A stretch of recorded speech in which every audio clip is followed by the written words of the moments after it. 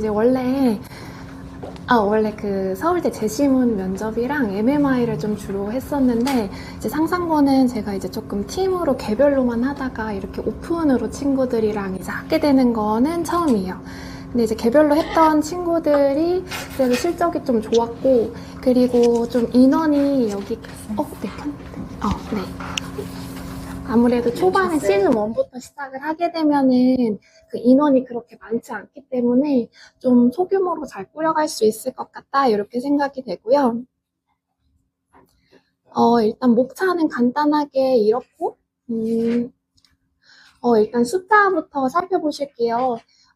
지금 상상고 전형 총점이 이제 400점인데, 그 중에 이제 면접이 80점이에요. 근데 80점에서 좀 자세히 들여다보면 창의융합이 48점, 독서 인성이 이제 32점인데, 이게 되게 작지 않은 비중인데, 많은 이제 어머님들께서 그 그 수학 쪽에 많이 집중을 하시다 보니까 독서 인상을 좀 많이 놓치시는 경우가 있어요. 근데 아이들이 사실 했을 때 성적이 아웃풋이 이렇게 눈에 좀 잘 안 보이는 게 오히려 독서 인성 쪽 파트인 부분도 있거든요. 그래서 이 조금 가장 쉽게 간과되는 영역인 이 독서 인성 파트를 오히려 좀 잘 준비하면 면접 때 더 좋은 점수를 가지고 갈 수 있다라는 걸 어머님들한테 좀 말씀을 드리고 싶고요. 독서 인성방에서 이제 무슨 일이 일어나는지 보시면 이제 크게 세 단계예요. 먼저 제시문을 이렇게 2개에서 4개 정도 봤는데, 인문사회 과학이 전부 다 섞여 있습니다. 근데 이제 좀 안심하셔도 되는 건, 이제 과학 소재가 나와도 요거를 전문 지식을 묻는 게 아니라 그것을 이제 그다음에 사회적으로 어떻게 해석하는지 그 해석 능력을 본다고 생각하시면 될 것 같아요. 그리고 제시문에서 모든 학생들한테 똑같이 묻는 공통 질문 3개에서 4개, 그다음에 개별 질문이 4개에서 8개 정도 이렇게 나온다고 이해하시면 될 것 같고, 근데 이제 여기서 조금 중요한 게 뭐냐면 이 개별 질문인데, 요게 적게는 4개, 많게는 8개까지 나오는데 학생들마다 전부 다 개별 질문이 달라요. 왜냐면 이제 그 아이의 어떤 자소서나 생기부 같은 데서 나오기 때문에 뭐 탐구 경험, 자소서에 기재된 활동, 시간 관리를 어떻게 했는지, 갈등을 어떻게 해결했는지, 뭐 리더십 같은 것들, 요런 것들을 이제 요 개별 질문에서 다 묻는다고 보시면 될 것 같아요. 그래서 요게 이제 일반적인 면접책 같은 걸로는 준비하기가 조금 어렵고, 이제 우리 아이만의 그 생활 기록부 이런 것들을 조금 면밀히 살펴보고 면접 그 질문 문항들을 좀 추출해서 트레이닝을 시켜야 되는 부분이다라고 이해해 주시면 될 것 같습니다. 그러면 이제 채점과는 뭘 볼까? 네, 한 가지만 이제 기억하시면 되는데, 정답을 맞췄다고 이제 합격이 아니다라는 거예요. 그러니까 첫 번째는 논증인데, 어떤 입장이냐, 너가 어떤 입장을 내세웠어가 중요한 게 아니고, 어떤 근거로 뒷받침하고, 그래서 그것에서 야기되는 어떤 반론이 무엇이냐까지 아이가 짚는지, 그런 것들을 보고요. 그 다음에 두 번째는 전달력이에요. 그러니까 명제만 쭉 던지는 게 아니라 이 아이가 이걸 짧은 시간에 좀 풀어서 설명할 수 있는지를 좀 살펴봅니다. 그리고 세 번째는 성찰인데, 이제 성찰 능력이라는 게 사실은 곧 이제 저는 사고 능력이라고 생각을 해서, 자기의 행동을 좀 쪼개서 들여다보는 학생이 결국에는 공부도 좀 잘하고, 이러니까 요 세 가지를 조금 집중적으로 본다라고 이해해 주시면 될 것 같아요. 그리고 실제로 상세한 독서 인성은 이제 그 서울대 MMI의 그냥 축소판이다라고 생각하시는 게 가장 조금 이해하시기가 좋으실 것 같아요. 요게 이제 실제 기출들인데요. 2022년부터 이제 올해까지. 네, 2022년은 기술 발전이 사회 문제를 해결하느냐, 새로운 문제를 낳느냐.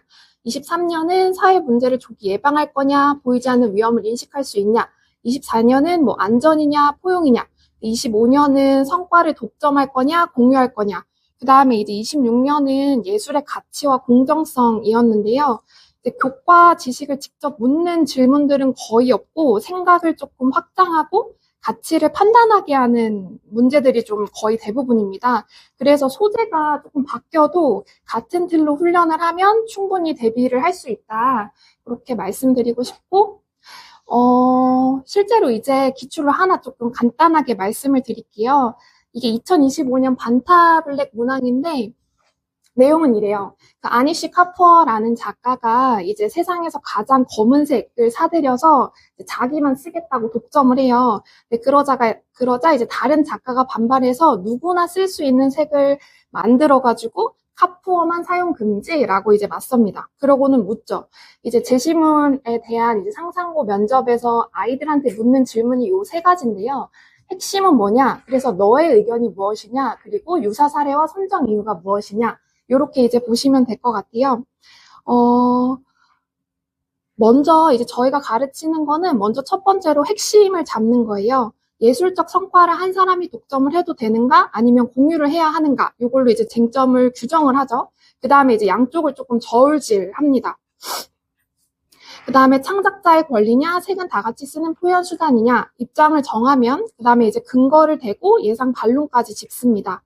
그리고 마지막으로는 그 특허나 종자, 의약품 같이 조금 비슷한 사례로 넓혀서 설득력을 좀 더하는 거라고 보시면 될 것 같고, 보시면 아시겠지만 이거는 정답을 외운다고 해서 아이들이 절대 할 수 있는 영역이 아니기 때문에 정답을 외우는 게 아니라 처음부터, 그러니까 처음에 아이가 보는 문제를 이제 즉석에서 논증으로 좀 풀어내는 어떤 사고의 틀을 제가 이제 좀 아이들한테 알려주고 아이들이 그걸 좀 직접 적용해 본다, 이렇게 이해해 주시면 될 것 같아요. 그리고 요거는 이제 많이 어머님들께서 좀 많이 궁금해 하셔가지고 제가 넣었는데, 독서 3권이에요. 상사는 이제 다른 그 자사고들과 다르게 이제 독서 3권이 자소서에 이제 들어가잖아요. 근데 이거를 이제 좀 미리 준비를 해야 하는데, 왜냐면 이제 상상고 자체가 물론 이제 이과형 인재를 뽑는 것도 있지만, 문이과 융합형 인재를 학교에서 이제 대놓고 뽑는 학교인데, 그것의 가장 대표적인 게 독서 습관이 있는 아이가 들어와야 한다라는 거예요. 그래서 대부분이 이제 아무래도 의치안약수를 목표로 하는데, 이것들이 다 사람이랑 생명을 다루는 일들이죠. 그리고 이제 기숙사로 이제 전체 아이들이 전부 공동 생활을 하니까, 그냥 이 아이가 단순히 공부만 잘하고 사고력이 좋고 이런 것만을 보는 게 아니라 인성까지도 이제 함께 보는 게 아닐까, 이렇게 생각을 하고 있습니다. 그러면 뭘 어떻게 쓰냐? 일단 제가 아이들한테 권하는 거는 고전 1권에 관심사나 입문서 1권 정도. 분량보다는 질이고 줄거리는 쓰지 않아요. 그리고 이제 가장 중요한 건 이 책을 읽기 전에 나와 읽은 후에 내가 무엇이 달라졌는가, 내가 뭘 배웠는가, 이게 좀 중심이 되는 거고요. 수상이나 뭐 성적 얘기 같은 것도 넣지 않고, 뭐 흔한 책, 그러니까 뭐 예컨대 이기적 유전자 같이 조금 흔한 책일수록 이 아이만의, 나만의 해석이 꼭 반드시 들어가야 합니다. 그래서 이 독서 3권이 면접에 들어가면 아까 말씀드렸던 그 4개에서 8개 사이의 개별 질문 안에 반드시 포함되기 때문에 이것을 면접을 염두해 두고 이제 좀 준비를 해야 된다라고 보시면 될 것 같고, 실제로 이제 학생부가 좀 부족했던 한 아이가 그 박경리 작가의 그 대하소설 토지를 진짜 읽어서 상상고 선생님께서 그 아이는 이걸 진짜 읽은 게 답변 면접에서 드러났기 때문에 뽑았다라고 말씀하신 적이 있어요. 그러니까 이거는 진짜 읽은 학생은 계속해서 선생님들께서 꼬리 질문을 하셨을 때 답을 할 수가 있고, 만약에 요약만 외운 학생이다라고 하면 이제 모의 면접에서 금방 들통이 난다라고 보시면 될 것 같습니다. 그러면 이걸 집에서 해줄 수 있을까? 그러니까 생각보다 어머님들께서 독서 인성은 집에서 좀 우리가 해줄 수 있지 않을까? 이렇게 생각하시는 경우도 좀 왕왕 있는데, 조금 어려운 부분이 이렇게 이유가 있어요. 왜냐면 제 경험상 제가 중3부터 고3까지 아이들을 지도하다 보면 중3 아이들은 아직 너무 2, 3학년 때까지는 특히 남자아이들 같은 경우에는 너무 애기예요. 애기.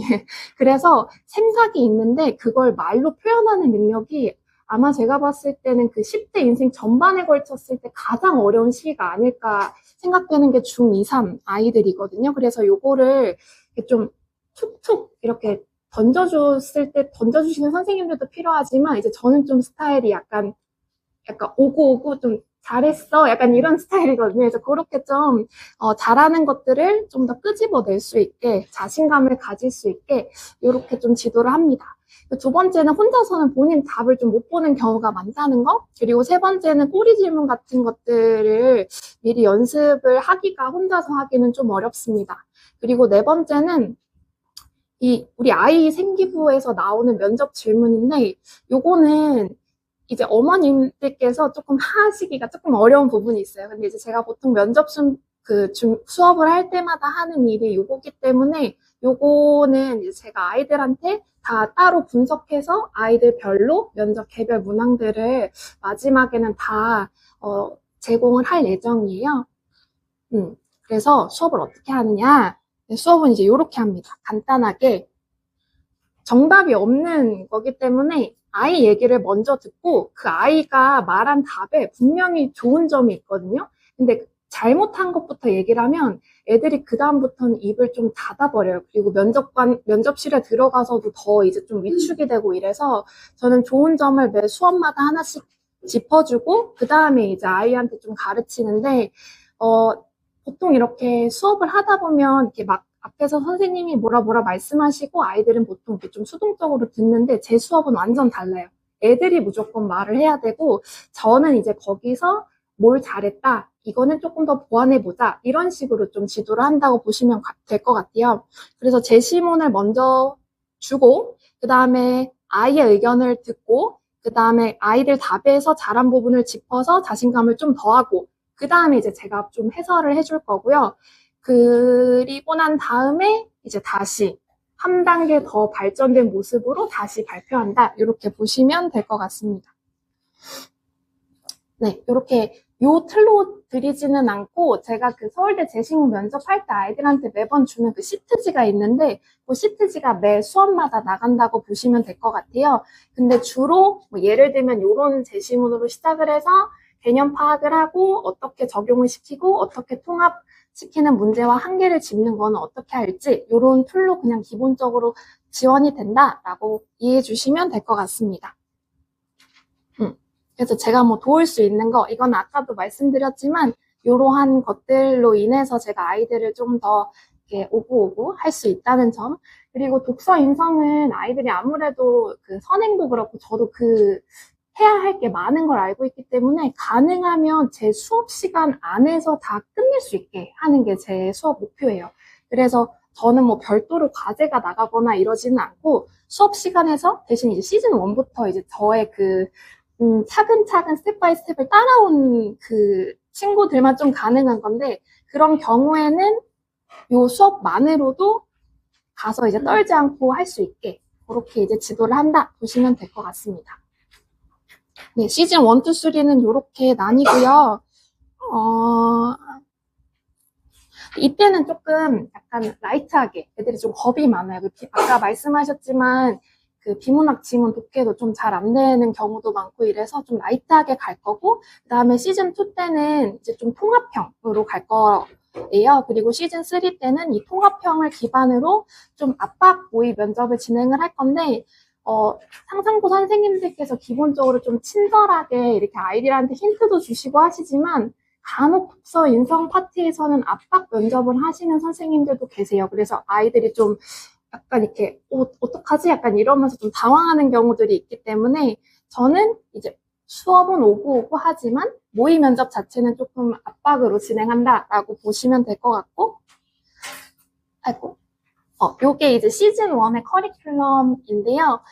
뭐 1주차? 이렇게 과학기술 이런 식으로 이제 진행을 하고 매 주차가 다 기출들이랑 연계를 해서 제가 제시문 만드는데 좀 시간을 되게 많이 쏟고 있거든요. 그래서 제시문 자체는 한번 아이들이 가지고 가면 어머님께서 한번 살펴보셔도 좋을 것 같고 점점 친숙한 거에서 뒤로 내려갈수록 좀 추상적인 거 아이들이 좀 어려워하는 개념 같은 걸로 이어진다라고 이해해 주시면 될 것 같아요. 그리고 제시문 여러 개를 엮는 통합형은 앞서 말씀드린 대로 시즌2에서 본격적으로 다룰 거고 매주 도입부에 앞주차 거 복습을 한 10분 정도 하고 그 다음에 시사 이슈 같은 것들은 연도별로 제가 이제 최신으로 계속해서 업데이트한다라고 보시면 될 것 같습니다.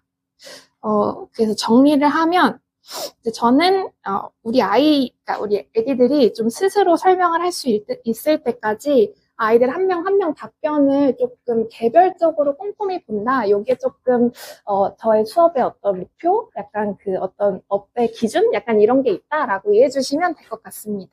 네, 감사합니다. 혹시 질문 있으신가요?